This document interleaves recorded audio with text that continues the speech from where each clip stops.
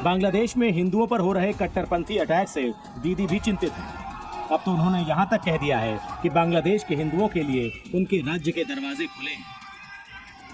ममता बनर्जी बांग्लादेश में हिंदुओं पर हो रहे अत्याचार से इस कदर परेशान है कि उन्होंने बांग्लादेश में शांति बहाली के लिए संयुक्त राष्ट्र की शांति सेना भेजने की मांग कर दी है।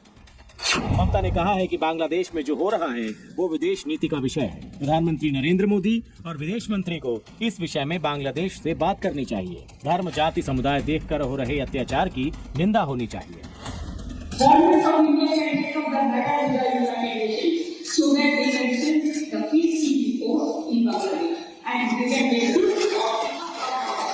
और आज वही बांग्लादेश के मुसलमान उनका सर तन से जुदा करने के लिए परेशान है। हालांकि ममता बनर्जी ने विधानसभा में बांग्लादेश के मुद्दे पर शांत रहने को लेकर केंद्र सरकार को घेरा।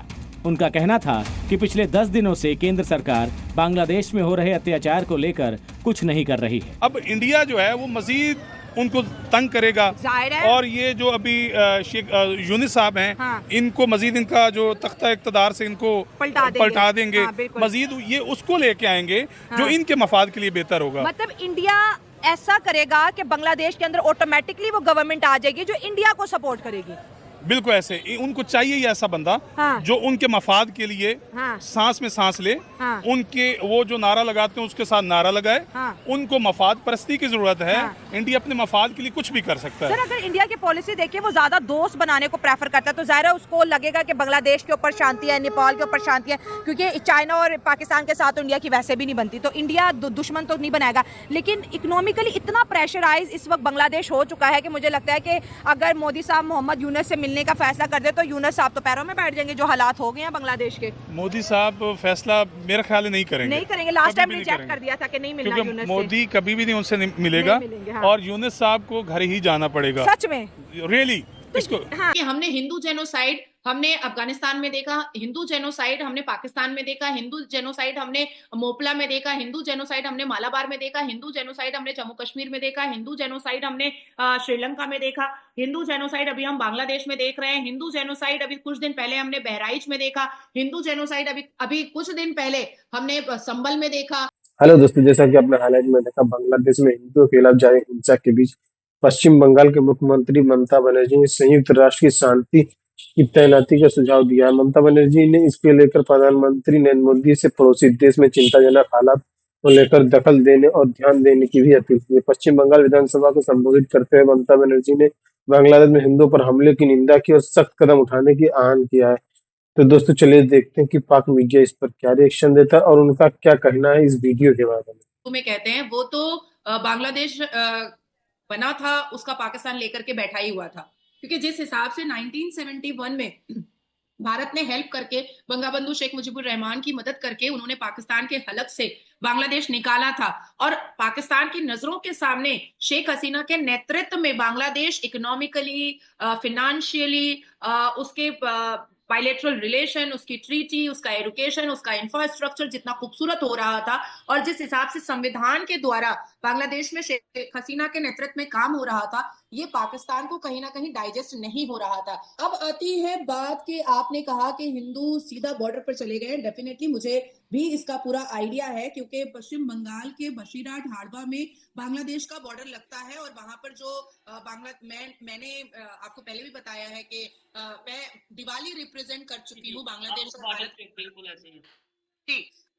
और उस वक्त जिस हिसाब से बांग्लादेश आकर के बहुत ही वहां की आर्मी और वहां के बीएसएफ, सीआईएसएफ आकर के जिस हिसाब से बहुत खूबसूरत तरीके से मिले थे, इस बार हमने देखा कि जब हाड़वा बशीरहाट के बॉर्डर पर जब लोग पहुंचे हैं, वहां पर हिंदूज पहुंचे हैं, हमारे बंगाल के आइस्कॉन टेम्पल के साधु संत महंत पहुंचे हैं, तो आर्मीज का, वहां की आर्मीज का एक अलग ही रवैया हमने देखा बांग्लादेश की आर्मी का। वहां के जो आर्मी है वो कुछ जमाती टाइप की हो चुकी है, तो ये बहुत पहले भारत को कर देना चाहिए था। अब तो साढ़े चार महीना हो चुका, बहुत पहले करना चाहिए था, बहुत लेट से किया है। And the second thing is कि हमारे भारत के आदरणीय प्रधानमंत्री को मैं भी आग्रह करती हूँ कि बांग्लादेश से जितने भी रिलेशंस हैं और जितना भी खाना पानी अनाज जा रहा है, ऐसे भेड़ियों को अनाज नहीं पहुंचाना चाहिए। ऐसे खूनी दरिंदों को हमें किसी भी तरीके का कोई भी हेल्प नहीं देना चाहिए, जो इंसान का खून पीने को ही अपना मजहब समझते हैं, तो मुझे लगता है कि आदरणीय प्रधानमंत्री को अब बंद कर देना चाहिए बांग्लादेश को कोई भी सामान भेजना। ठीक है, और मुझे ऐसा लग रहा है, ये मेरी पर्सनल ओपिनियन है कि जो इस टाइम सिचुएशन नजर आ रही है मीडिया पे कि जल्द ही कोई ऐसी खबर आएगी कि इंडिया बांग्लादेश की ट्रेड बंद हो चुकी है, अब इंडिया मजीद ट्रेड नहीं करना चाहता बांग्लादेश के साथ। ऐसी खबर आए कोई बड़ी बात नहीं है ये मेरे ख्याल से। और सेकंडली मैं इस चीज पे हैरान हूं, जो आज से 4 माह 5 माह पहले वो लोग जो ये कह रहे थे बांग्लादेश में इनकलाब आ गया है, यूथ नौजवान उठे हैं, तो स्टूडेंट्स उठे हैं और उन्होंने चेंज कर दिया है, करप्ट पॉलिटिशियंस को साइड पे कर दिया है, शेख हसीना वाजिद को भागना पड़ गया है। स्टूडेंट्स का मतलब है थोड़ा बहुत एजुकेटेड होना, थोड़ा बहुत अवेयरनेस रखना, दुनिया के साथ इन टच होना। अगर स्टूडेंट्स ऐसा इनकलाब लाएं किसी भी कंट्री में, मैं बांग्लादेश या किसी भी कंट्री में अगर ऐसा इनकलाब लाएं, तो मेरे ख्याल से इससे बेहतर तो जहालत ही है। इससे बेहतर तो फिर मतलब जो अनएजुकेटेड गवर्नमेंट थी, वो अगर पहले अनएजुकेटेड गवर्नमेंट थी, करप्ट गवर्नमेंट थी, तो इससे बेहतर तो फिर वही थी जो मतलब हालात अपने कंट्री के बेहतर करने की बजाय मजीद खराब करती नजर आ रहे हैं। और वैसे भी नादिया जी क्या लगता है, इलेक्शन तो मतलब जो अभी इंटरिम गवर्नमेंट कहीं पे भी होती है, उसका तो ये होता है ना कि 1-2 माह में कुछ इलेक्शन करवाएं और जो गवर्नमेंट है उसके हाथ किया जाए। देखिए शायद सबसे पहले तो मैं बताऊंगी कि अभी हालिया में डॉक्टर शहीदुज़्ज़मान का स्टेटमेंट जो है वो बहुत वायरल हुआ था, एक्सट्रीम वायरल हुआ था, जिस हिसाब से वो बैठ करके पाकिस्तान का समर्थन कर रहे थे, पाकिस्तान के दलाल की तरह बात कर रहे थे, पपेट की तरह बात कर रहे थे और भारत के लिए अपनी नफरत को जाहिर कर रहे थे। डॉक्टर शहीदुज़्ज़मान जो अपना इंट्रोडक्शन पहले देते थे कि वो ढाका के किसी कॉलेज के यूनिवर्सिटी के वो प्रोफेसर है, और जब उन पर एक जांच बैठी उनके बारे में पता लोग करने लगे, तब पता चला कि वो जमाते इस्लामी के समर्थन है और जमाते इस्लामी का काम वो करते हैं। तो तब जाकर के समझ में आया कि डॉक्टर शहीदुज़्ज़मान सिर्फ अकेले नहीं है, बल्कि डॉक्टर शहीदुज़्ज़मान जैसे कई पाकिस्तानी पपेट और कई पाकिस्तानी स्लीपर सेल बहुत पहले से ही बांग्लादेश में एंटर करके वो ये सारी स्ट्रेटेजीज को बना रहे थे। जैसे बांग्लादेश में एक गार्डन है, बांग्लादेश में एक गार्डन है जिसका नाम है, मैदान है जिसका आज भी नाम पाकिस्तान मैदान है। उस पाकिस्तान मैदान के सामने में एक बिल्डिंग है जिसमें इंडियन करेंसी छप रही थी, और जब वहां से 27 लोग, 2017 की बात मैं बता रही हूँ, और जब वहां से 27 लोग अरेस्ट हुए थे तो वो सारे के सारे पाकिस्तानी थे।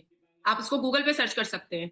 ठीक है। और उसके बाद आप देखिए कि 1 महीना पहले हमारे भारत के उत्तर प्रदेश में एक मदरसे के अंदर इंडियन करेंसी 100 का जो नोट होता है भारत का, वो छपाई हो रही थी, जिसमें पाकिस्तानी लिंक जो है वो पाया गया, पाकिस्तान की तरफ से अकाउंट से पैसा आना जाना और पाकिस्तान से बातचीत करना, ये सारी चीजें पाई गई हैं। अब आती है तीसरी बात, आपने कहा कि क्या स्टूडेंट्स, देखिए स्टूडेंट प्रोटेस्ट होता है और मुझे ऐसा लगता है कि होना भी चाहिए, लेकिन उसका रीजन वैलिड होना चाहिए। अगर शिक्षा के स्टूडेंट प्रोटेस्ट हो रहा है, बहुत अच्छी बात है। अगर समाज को ठीक करने के लिए स्टूडेंट प्रोटेस्ट हो रहा है, बहुत अच्छी बात है। अगर युवाओं के अंदर वल्गैरिटी बढ़ रही है, उसको खत्म करने के लिए स्टूडेंट प्रोटेस्ट हो रहा है, बहुत अच्छी बात है। अगर सोशल मीडिया को यंगस्टर्स गलत तरीके से इस्तेमाल कर रहे हैं और उसके लिए स्टूडेंट प्रोटेस्ट हो रहा है, बहुत अच्छी बात है। अगर फीस कम करने के लिए, एजुकेशन के जो चार्जेस लगते हैं, पैसे लगते हैं, उसको कम करने के लिए अगर स्टूडेंट प्रोटेस्ट हो रहा है तो बहुत अच्छी बात है। लेकिन स्टूडेंट नकाब पोश आतंकवाद बन जाए तो उसको फिर स्टूडेंट कहा ही नहीं जाता है, उसको एक हाथी का दांत कहा जाता है, जो दिखाने का कुछ और होता है और खाने का कुछ और होता है। अब अभी देखिए, अभी से सिर्फ 7 घंटे पहले की खबर है कि बांग्लादेश के वही प्रोफेसर शहीदुज़्ज़मान ने पाकिस्तान से JF-17 जेट मंगवाया है। किसके लिए मंगवाया है?